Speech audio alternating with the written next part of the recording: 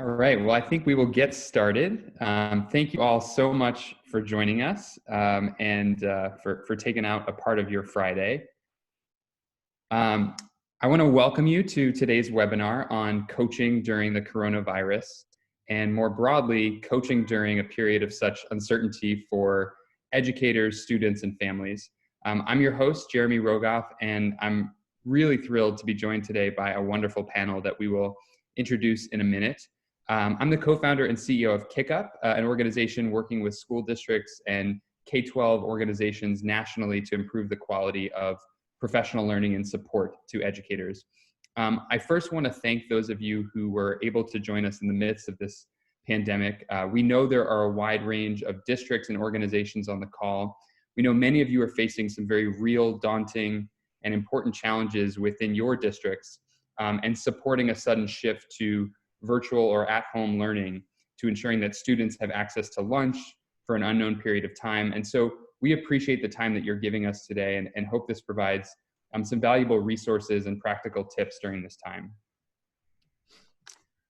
So a little bit about why we're hosting this conversation and some objectives that we will look to take. Number one, we want to provide some real strategies for strengthening the coach and the educator relationship in a time of such uncertainty and rapid change. Second, we want to provide operational frameworks to support distance learning. And third, give you some simple data practices to identify what's working and target support where you need for your educators and for your students. So just to give you a brief overview of our time, we'll do some brief introductions and then jump right into talking about some best practices and practical applications of coaching. In terms of the Q&A, please feel free to drop any questions that you may have into the Q&A button that you see on your screen at the bottom right. We'll try to answer some as we go based on timing, and then we'll try to answer some as well in the Q&A section at the end. And then, of course, at the end of our time today, we'll provide a few takeaways and resources just as a thank you for spending an hour with us. So let's jump into some introductions. As I mentioned, I am so thrilled today to be joined by Jim Knight and Diane Lauer. Jim Knight is an author of many well-known books, including Better Conversations and Impact Cycles. He's also senior partner at the Instructional Coaching Group. Jim, can you tell us a bit more about some of the work that you do with districts, particularly during this time?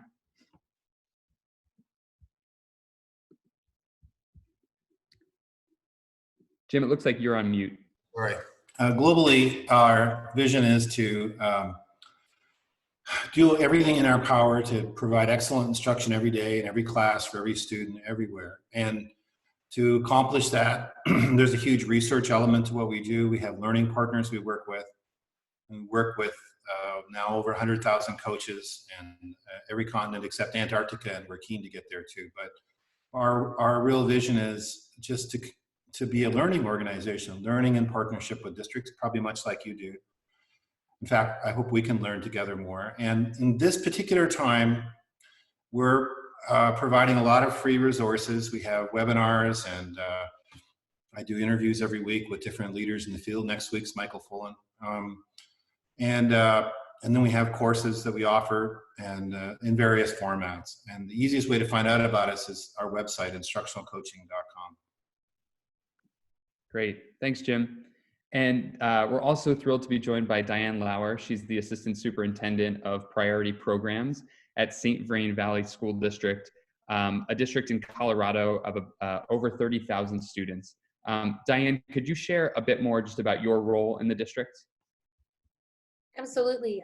Thanks, Jeremy, so much. It is a pleasure to be here and with Jim and probably my role really overseeing a lot of our federal programs, providing specific supports to students that have affective and academic needs, as well as oversight for our Office of Professional Development.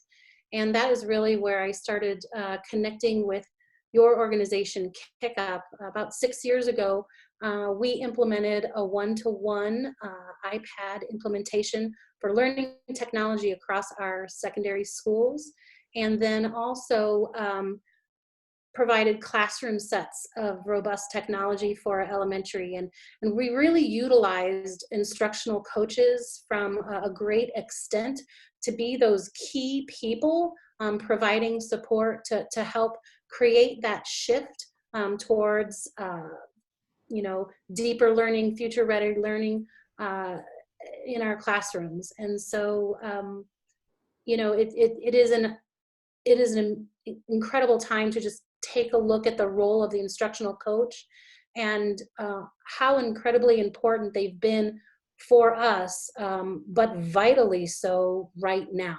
And so it's something that I'm extremely mindful of. Great. Thank you, Diane. And that's really what we're here to talk about today. So why don't we jump right in. So we know that distance learning is the new reality. And the question about distance learning that we're trying to look into is, what does long-term support look like for educators? And what does coaching look like from a system level during this pandemic, but also as we look into next year and there's more uncertainty around virtual learning? So where you always want to start is the relationship between the coach and the teacher. And we're excited to have Jim provide some best practice framing and for Diane to show us how she's applying some of these practices at St. Vrain.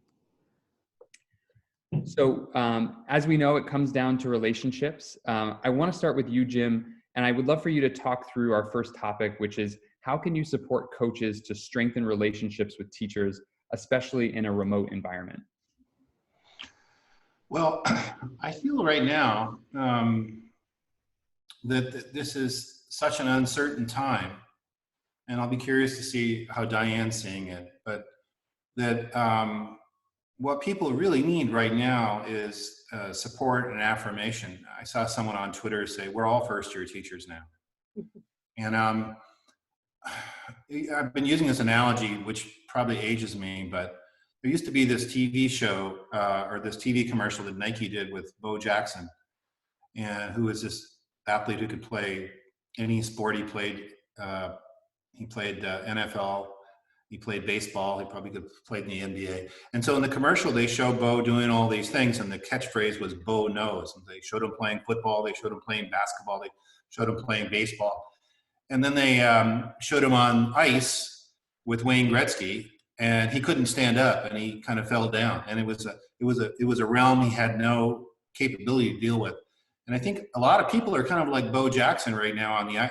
They're fantastic teachers, tremendous skills in all kinds of ways, but there's so much to learn now that they're having a hard time getting their legs. And so to me, the global answer I'd say is we need to tell people it's okay, and we're with you, and we're supportive, and be affirmative, and recognize that in this crazy time, almost anything goes. You know, the most important thing we can do is put them at ease about their complex situation.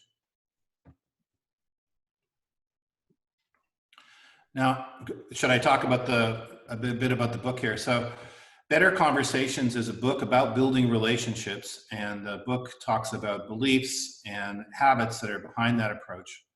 And there's things like the way you listen. Everything that we would do face-to-face, I think, still applies virtually. But one thing I wanted to talk about is John Gottman's research, the number 5 on the list, making emotional connections. And he has done research. He's the world's leading expert on relationships. And what Gottman says is that in relationships, he gives us kind of a vocabulary for understanding relationships. And he says, one part of a relationship is someone makes a bid for connection. And so it could be a question, it could be a statement, it could be a moment of eye contact, some way in which we say we want to connect. And then we can either turn towards those bids for connection, which is we recognize it and we respond with an emotional connection, or we turn away, which means we don't notice and they get nothing back, or we turn against, which is that we either verbally or non-verbally respond negatively to what the person says. And I think that vocabulary for understanding emotional connection is really important in this time. We should be looking for the opportunities to make bids for connection. We should be looking for ways to turn toward other people's connections. And we should be mindful to make sure we don't turn away from their connections. And it's there in Zoom conversations, but it's there in email, it's there if you're using Marco Polo to communicate, it's there in text messaging. every act of communication is a moment to either turn towards a bid for connection or to make a bid for connection. And I think we need to be hypersensitive to, do our emails, are they emotionally intelligent? Are they building connection? Or, you know, do they express turning against or some kind of frustration? And so there are many other habits, but to me right now, one that's really important is to look at the things we do that foster emotional connection. Yeah, Jim, I think that's really powerful. And I think, you know, a way to think about this is, you know, all those different modalities of communication, right? And Diane, I'd love to hear a little bit about what is this relationship building look like right now in St. Vrain, as coaches are moving to more of a virtual reality.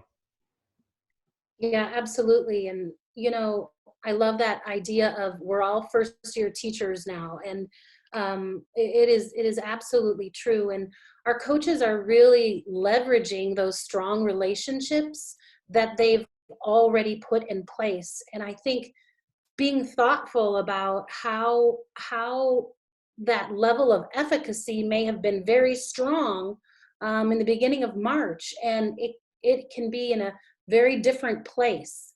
And so when we're coaching the person, we're not just coaching for academic and instruction. We are finding ourselves coaching the human as well, and that those touch points are incredibly important. You know, one of the things that we have changed some of our structure across our district to really make certain that every school has at least one district person who can be their nexus for critical information. Typically, a lot of our coaches support 1 or 2 or even 3 buildings, but in order to maximize and streamline, we've kind of taken a lot of our what we call learning leaders, whether they're curriculum coordinators or special education specialists or literacy specialists, and for all of our 60 school programs and sites, we've assigned one person to be that context, and working with the principal, making sure that every single teacher has at least a weekly touch point. You know, I always think about my teaching experience, and when I first started, I would perseverate on the students who, you know, talked a lot or were always kind of acting out. And it took me a few years to recognize that I needed to worry less about those students because they were very skilled at getting their needs met. When in fact, some of the more quiet students, those were the ones that I really had to pay attention to. And I think the same thing goes with the teachers that we coach. Everyone is reacting to this global pandemic in a different way. And it could be very differently how someone may normally deal with change or anxiety. I felt that in my own self, recognizing that some of my reactions are very different from how I've reacted to change in the past. And so as coaches, we need to be looking for different things. And one of the recommendations that we're providing is that our coaches record their interactions with teachers, and not for an accountability's sake at all, but the most important part, when you're living in a world of ambiguity, the more concrete sense of what you're doing, and being able to look at that and have your own opportunity to reflect can raise your sense of efficacy, and it can help you accelerate and shift the support that you're providing. So, you know, we provide a lot of, our coaches do things like support our building administration, work with teachers to modify their instruction, take a look at the content that they're providing kids. They are still attending staff meetings. Our coaches are now, even in this environment, working with teachers to co-facilitate and teach classes. But a lot of what they're doing is providing very, very targeted professional development around technology, a lot of the distance learning functions. And for us, in a very practical context, we've provided a framework where we want the majority of our instruction to be asynchronous. And so we're telling our coaches the very first thing is take a look at the learning management systems, which we use Schoology and Seesaw, and what is the level of skillfulness there. Then the next piece is our video conferencing schools. We use WebEx and Google Meets. What is the readiness there?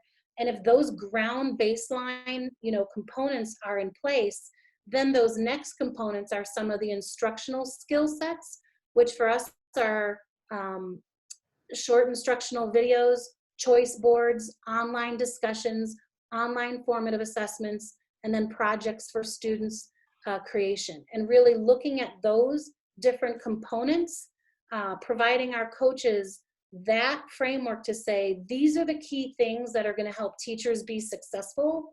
And we want you to understand kind of where they are in relationship so that they're confident, so that they're feeling okay, so that they can manage where they're at and seek you out to provide an ever kind of graduated level of support. Yeah, and Diane, I think what you hit on there is a good segue from the relationship to really the work, right? And supporting the actual process of distance learning. And so, if we think about the building block of coaching is that educator relationship at the micro level, at the macro level, how can we leverage those relationships within our professional learning teams towards supporting the actual learning process that's starting to take place? So we want to first hear a little bit from you and tell us a little bit about some of your own context, all the attendees we have on the phone. So how are your coaches currently interacting with teachers? We've got a little virtual poll here that we're going to send out.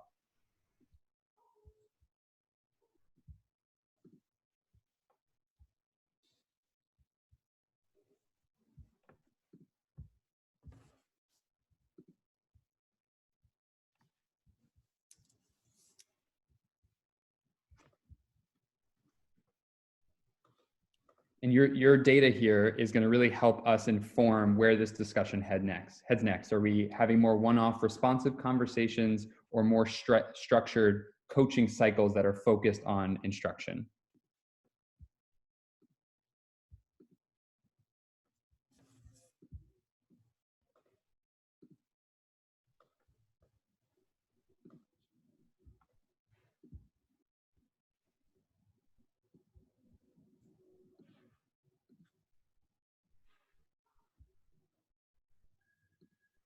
So with that, I want to hand it over to Jim.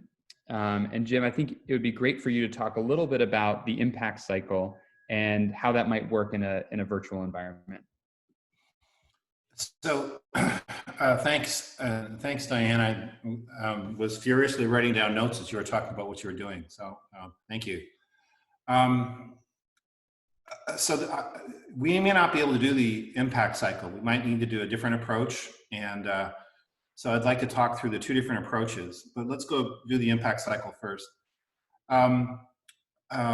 What we found, we're doing a survey right now, and we like my researcher says we've hit the Family Feud threshold of over 100 respondents. But what we're finding is people aren't actually doing the coaching cycle. Like 4% of the time, people are everybody's telling me how they're using their time, and about 4% of the time of the coaches we've surveyed has been spent on the cycle. But I'd like to explain the cycle briefly and then just talk about how there's some elements there, then talk about the growth part. So this cycle, we believe, is sort of a generic process for coaching. People have sort of used it in different ways, but we see this, it's really the result of about 2 decades of research. And the first part is identifying a clear picture of current reality, identifying a goal, and then identifying a pathway to the goal or a strategy to take you to the goal. And to get a clear picture of reality, in a traditional format, we would maybe video record the class, or we would interview the students, or look at student work, or maybe do some observations. It's going to be a little different here. It's going to have to be sort of exploring the clear picture of reality. But the thing is that why it's important to get a clear picture of current reality is, first off, Without that, you might focus your time on the wrong stuff. You might invest a lot of energy trying to do something you don't have time for. But motivation comes from a discrepancy. And so we need to know where we are and where we want to get to. And without a clear picture of current reality, we tend to not see the need for change in the great way. So to have really motivated people, first off, we have to see where we are. Then we set a powerful goal, an emotionally compelling goal for the teacher. Then we identify some kind of teaching strategy to take us to the goal. And that's where hope comes from too. A goal, a pathway, an agency, a belief that we can hit the goal. But if the goal isn't compelling enough, we're not that keen to do it. We're not going to be that motivated. And if reality isn't clear, we're probably not going to be that motivated. We won't see discrepancies, so we won't want to change. Then during the learning part, we help the person get ready to implement whatever the strategy is. And then in the improvement part, we make modifications so that they hit the goal. So usually the strategy, the way it is, doesn't work the first time. And this is a process for integrating some form of strategy or technology. You know, this is a way in which we would do it. It's goal directed, it's an emotionally compelling goal, and we take the person through those stages. In the learning stage, we use a lot of checklists to be really precise, but the teacher adapts it to their particular setting. And then we give the teacher a chance to see it. Probably here, the modeling would be video. We'd see video, maybe a live model of whatever it is. That's the impact cycle. So within that, I think a clear picture of current reality, a goal, precise explanations, making modifications would be some generic coaching practices that would be really important. Now, often what people are finding is they don't have time to do the full cycle. And so something like the growth model is another alternative. And two good friends of mine, in fact, I was talking to Christian this morning, John Campbell, who's in Sydney, Australia, Christian Van Nieuwenburg, who's in London, England, at the University of East London, have put together this model, growth, which is based on Sir John Whitmore's model called the GROW model. And I found this really helpful when I have one conversation to have. So what I do is I have the GROW model right up on my screen as I'm having the conversation with the teacher, and I might have a few extra questions connected with it. But I say, so what's the goal you're working on right now? And then I say, okay, so what are some resources that exist in reality that you could draw on?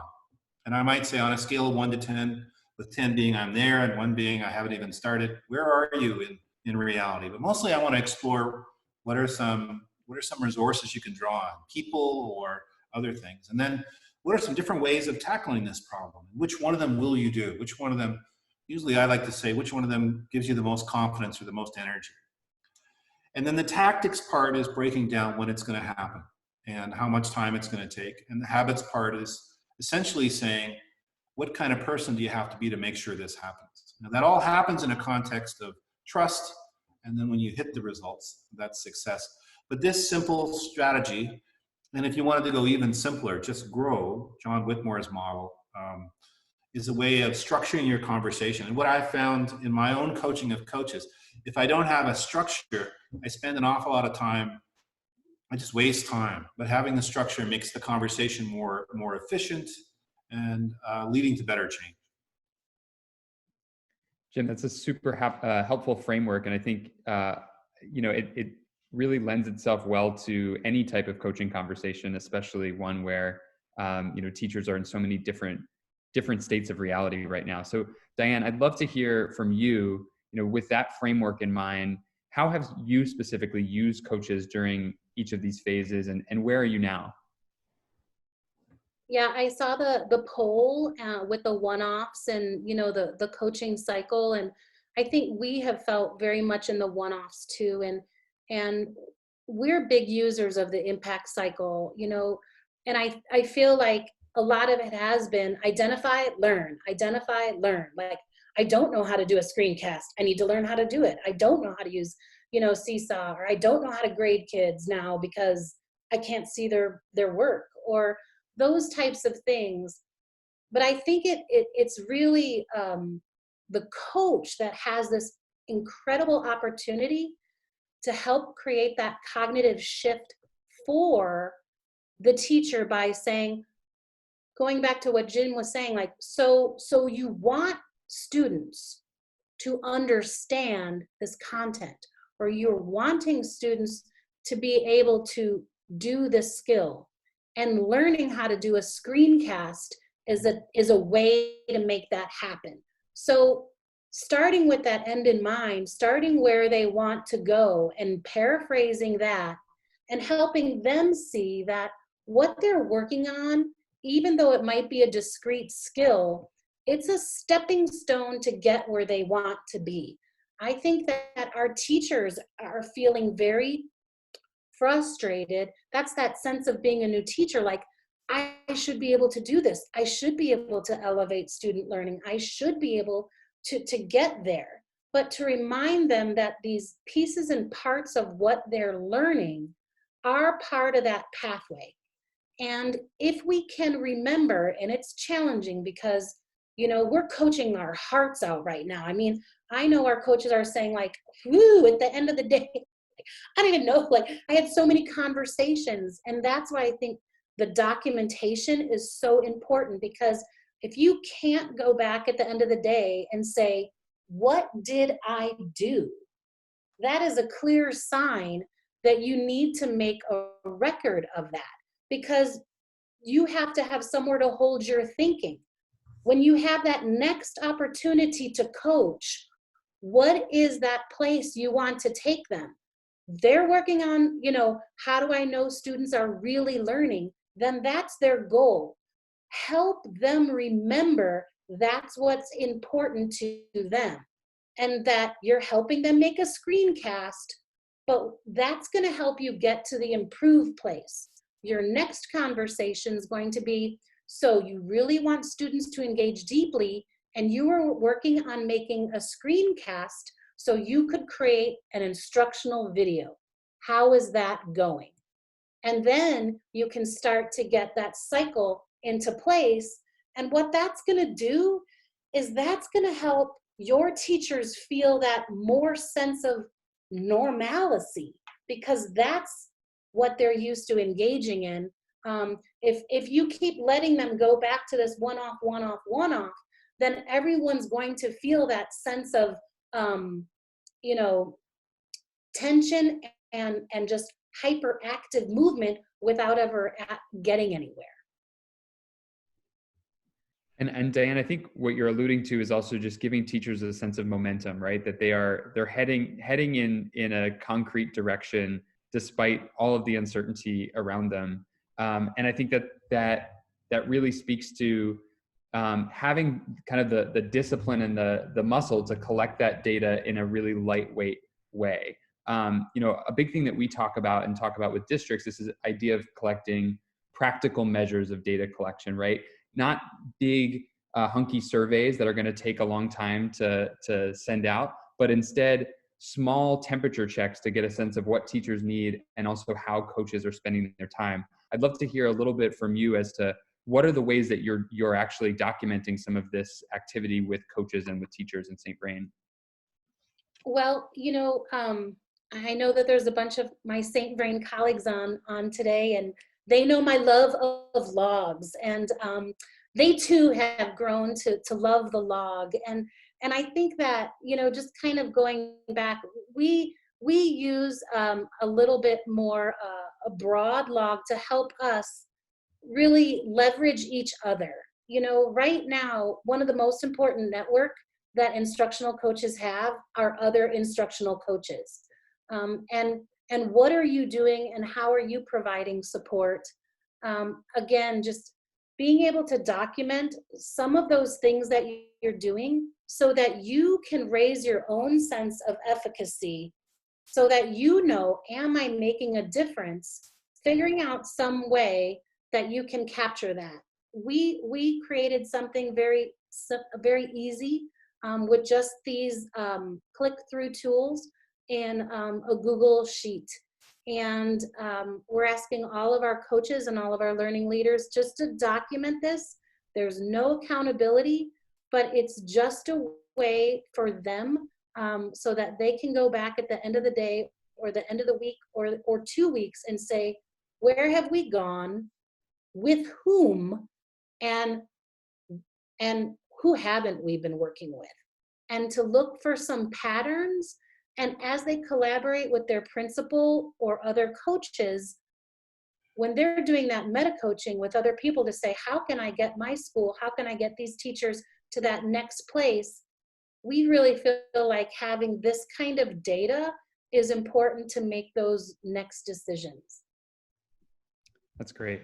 So we would love to hear again from the audience. We initially started by talking about whether coaches are in more of one-off conversations right now, kind of triage mode, or you're having more structured coaching cycles. Now we'd love to know what's the content of those conversations? Are folks spending time building technical skills? Are you focused on instructional practice? Are they more administrative or departmental meetings? Or are you creating actual professional learning content? So we'd love to hear from you and take a few seconds to tell us how you're spending your time with coaches in terms of the content.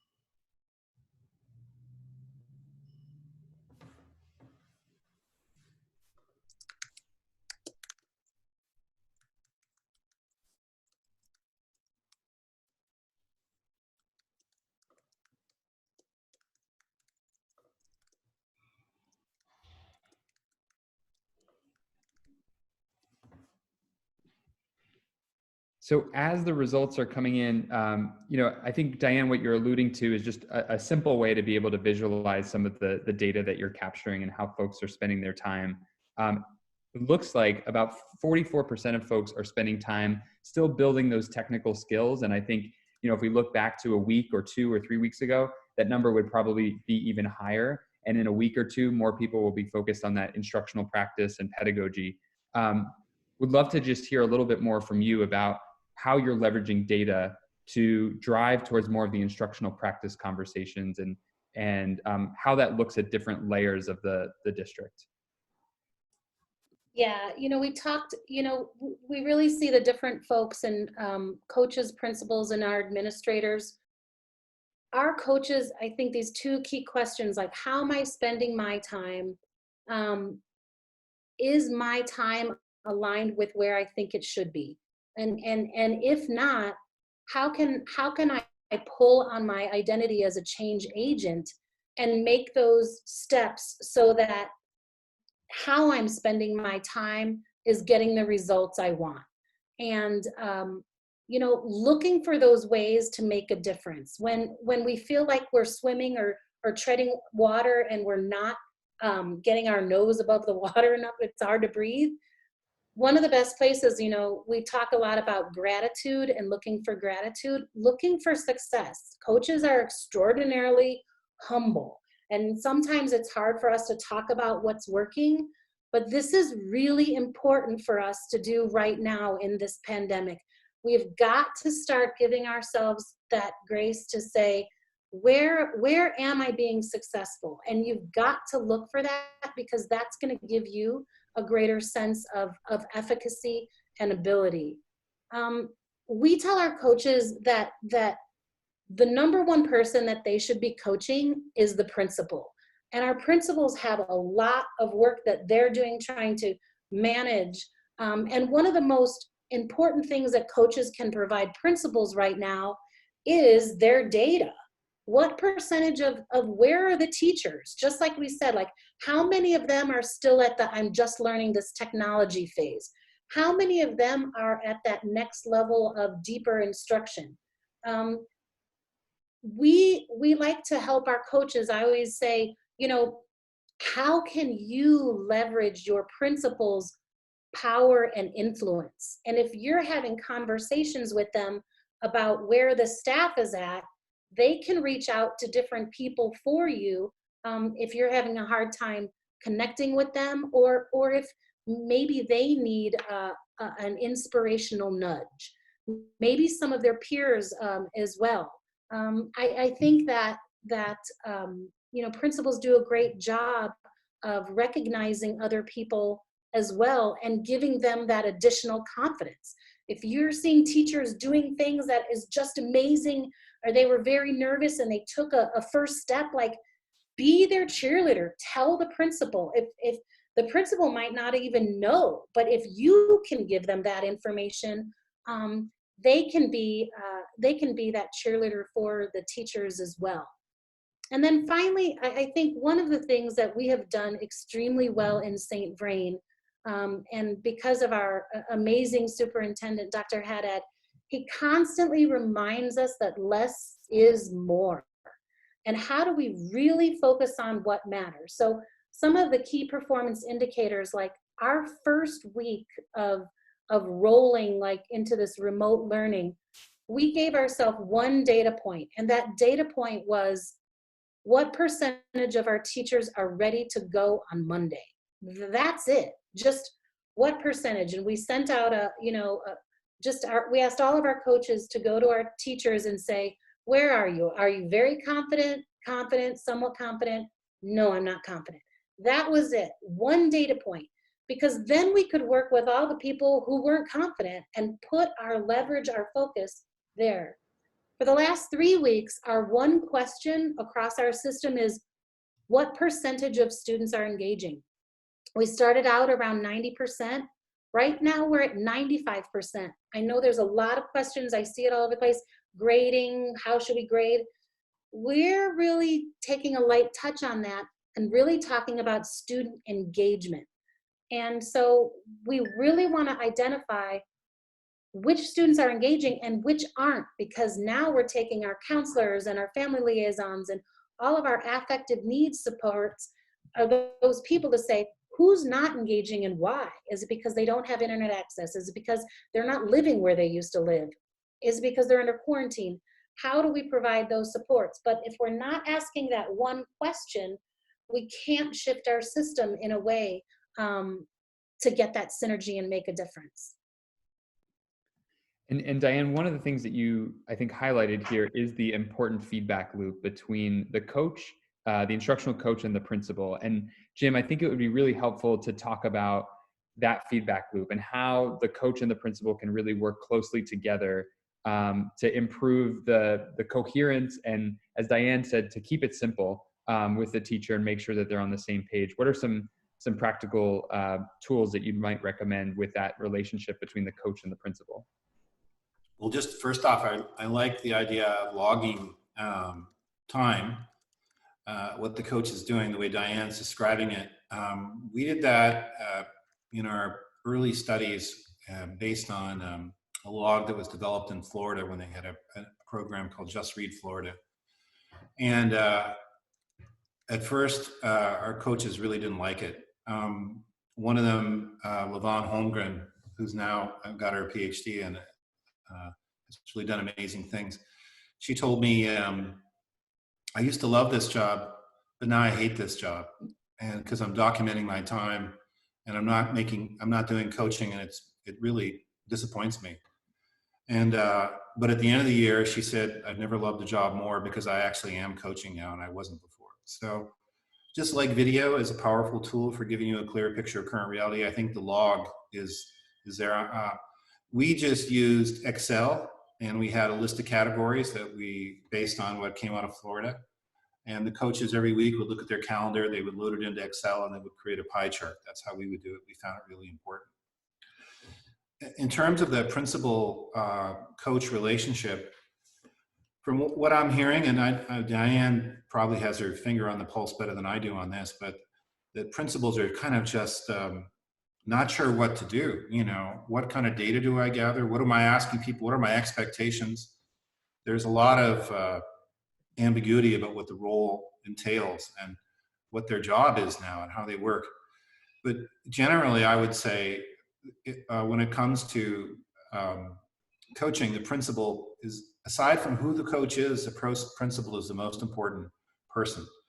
And I think maybe a good thing to do now, especially if we integrate it with what Diane said about documenting time, would be to list all the different things the coach could do, and for the coach and principal to go through it and say, okay, in a typical week, what percentage of my time should be spent on this? What percentage of my time should be spent on this? so the coach and principal have clarity around the expectations. Because when you don't know what you're supposed to do, and to some extent the person you report to doesn't know, it's really unsettling. And anything we can come up with which gives you a little bit of solid ground to stand on is really helpful. And I think for the principal just to take some time with the coach to go through, how should I spend my time? It could give them both a sense of clarity that would help them both be more effective and probably more efficacious too. So that would be my one thought. Great. Well, I'm really excited because we've got a little bit of extra time to do some Q&A, and we've gotten some great questions from our audience today. So let's jump into that. And one of the first questions that came up was, I think something that both Jim and Diane, you alluded to, which is how as a coach should they be balancing the emotional well-being both of students and of teachers, but also making sure that they're holding high expectations for for their students, for instruction. Would love to hear your thoughts about how, maybe starting, Diane, how are you setting expectations with coaches for striking that balance? Well, I think, I'm seeing our instructional coaches taking on a lot of emotions. They've always taken on a lot of emotions, but they're using a lot more of their counseling skills than ever before. And so it's critical that you recognize the emotions that you're bringing in and how you are dealing with that and debriefing it, and being aware of your own anxieties and your own where you are, and taking care of that as much as you can. I think in the balance between rigor and high quality and academic excellence, and food on the table, and do I have a house, and do I have somewhere to live? I think that we are in extreme times, and we have to go to the personal. Every single person that you deal with, whether it's the teacher and the students in the class, more than ever before, we have to look at the individual child and the individual instructor. And I don't know that we can use a same, measure for everybody, but are we providing the supports to create more resourcefulness and to create more, to create that ladder of success for that child, for that teacher? And that is truly, to me, what's defining success right now. Jim, what are your thoughts? Well, I echo what Diane said. These are incredibly complex emotional times, and they're different for everybody. We're kind of fortunate where we are. We were looking at the political situation a year ago, and we said, this economy could get in trouble given the political leadership we see. We need to be ready in case things fall apart. And so our company and our personally, we're kind of secure, but at least for a while. But other people are, their partners have lost their jobs. They're worried about whether they'll have a job next year. If you're a parent who's got children at home, you probably just feel so messed up because you've got a kid hanging on your shoulder and you're trying to coach teachers, and then somebody's crying, and it's really, really hard. And then that means you feel like you're not doing anything well. I'm not doing my coaching well. I'm not raising my children well. I'm so divided. I'm not. And then just all the anxiety about our health and what's it mean for the future of the country.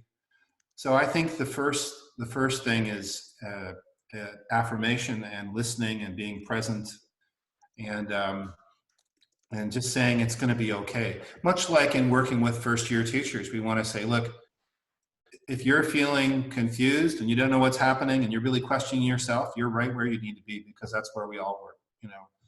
I think that first-year idea is a good one. The other thing I'd say, and I haven't got this figured out at all, but I think that communication through Zoom is different. You know, eye contact. I had to move my thing over so I can look at, you know, if the window is over here, I spend the whole time over here, and I look kind of like a shyster who's not making eye contact. And then, you know, there's that resting grumpy face, you know. So I think to become aware of communicating virtually is different. And I think we have to develop our skills that way, even right down to, you know, lighting and so forth. I think in order to do our work well, in order to connect, we have to find a different kind of way of connecting. And I think Gottman gives us a technology or a way, a vocabulary for talking about it, but there's a lot more to it too. That's why, just briefly, I'll say, Diane's idea of video recording your conversations is a really great one, because you can go back and go, oh wow, I was looking to the right the whole time and I wasn't really fully present. And being fully present is one way we affirm people. So there's a lot going on there. Yeah. Well, let me just say one more thing too. Yeah. Sorry. That I think when things are out of control, sometimes people want to become really controlling. Yep. And I think if people shift to being principals, leaders shift to being really controlling right now, it's exactly the wrong thing people need. What they need is someone to listen to them, affirm them, and say it's going to be okay. And if they have a whole system that makes them feel incompetent and not valued, it's not what, in my opinion, it's not what people need. We don't need to be more controlled. We call it freedom within form, structures that help us grow, but you know, strict accountability measures, that's probably the last thing a mother with 3 kids or a father with 3 kids needs right now. What they need is they need somebody to hear them. Yeah, one of our panelists, I think, really astutely used the word intentional listeners, right? Being really present, being really just there with the person. And it goes back to your point about building the coach-educator relationship. We are getting a lot of questions, Diane, about engagement and how St. Vrain defines engagement, particularly with respect to educators. And for those teachers who might not be the loudest and who might not be asking for support, but who might need it, what are some of the strategies that you're using to identify those teachers, but then also to make sure that they're getting the support that they need? Yeah, and I see that one of my colleagues kind of answered, we have a real simple, you know, kind of no engagement, some engagement, full engagement. But, you know, I think during typical times, a lot of us have talked about, you know, compliance, ritual compliance, you know, engagement. We've doing a lot of like empowerment. Like last year, we don't care about engagement. We want students to be empowered. And I'd have to say that right now we're on like Maslow's, you know, we're at the base. Like engagement basically means like, have they accessed the curriculum and are they doing some work?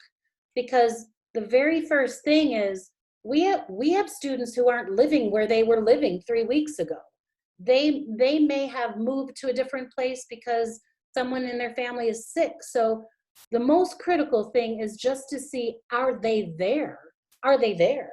And are they working with it? And so then once you can say, yes, they're engaging, then you can take it to that next step, I think, of to what extent and how well, and are they successful? But we're really still at that bare bones for us to look at engagement before we take it deeper. If you don't mind, Yeah. I'll just mention that I wrote an article that was published by the Educational Professional, I think in December 2019, on coaching for engagement. And first off, I make the case that it's really important because kids drop out because of engagement. So when you look at a meta-analysis that looks at achievement, that's really helpful. It helps us sort out achievement, but we also need to have strategies that increase engagement. Without engagement, we lose students. And we have kids who come to school, but we've lost them too. And I just break it down, and influenced by Phil Schlechte and other people like him, into 3 categories. I think these categories in a virtual world would have to be just sort of a framework for thinking. But the first thing is behavioral engagement. I'm basically doing the thing. You know, I'm there, I'm on the screen, I have my thing I'm going to show the group that my teacher asked me to do, you know, I'm there. Second level is cognitive engagement, and cognitive engagement means I'm here, but I'm also getting out of it what I'm supposed to get out of it. My brain's involved, I'm having the learning experience I'm supposed to have. And the third thing is we call it emotional engagement. And emotional engagement means that I see the purpose behind what I'm doing. I feel like I belong here. I have a connection. I feel psychologically safe. I have hope. I have friends. And so I think as we look at engagement, those three things, and there's measures, and if you just look up, I think that I think the title of the paper is something like "Students on the Margins." You can download the paper, and it gives you measures and it explains how to do that. And I think right now where Diane is where we all are. We just have to use something like that framework as a way of kind of taking a global picture of what's happening. We're not really going to get precise measures. Well, and to add, you know, before we started, Jim, you were sharing a really wonderful story about your son who was online, and you saw like there were kids, you know, showing their pet snake.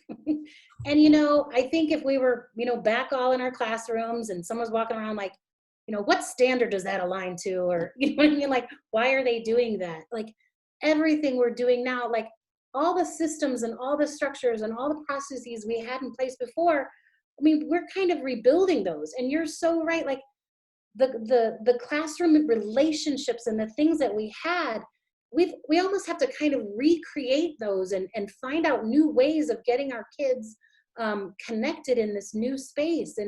And some of that is, you know, I've seen a lot of, you know, conversations around pets. Everybody show your pets, or, you know, it's crazy hair day, or let's all wear a hat day, because nothing is more important right now than creating those relationships and having kids talk to each other and have that opportunity to connect. We are creating connections for kids who are in their homes, who can't go anywhere.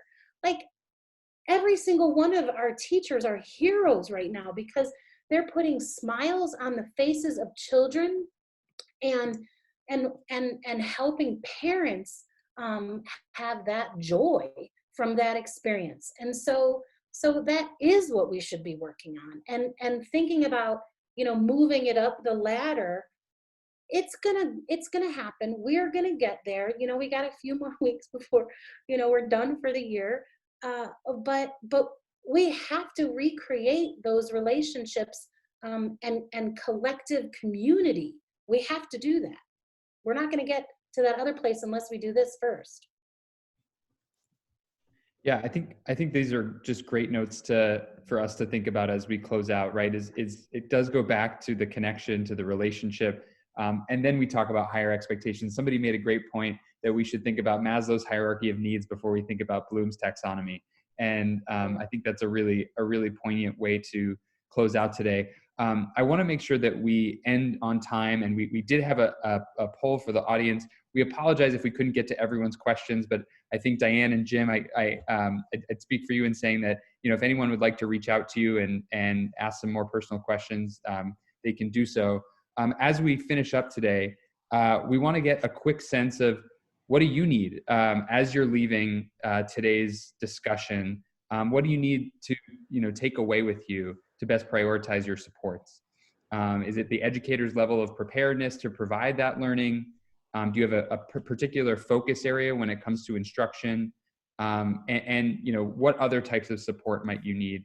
And while you're completing that, I'm just going to skip ahead to some resources that we are going to offer as well to make sure that everybody has exactly what they need. So give people a few seconds to fill out the poll and then jump into some of those resources.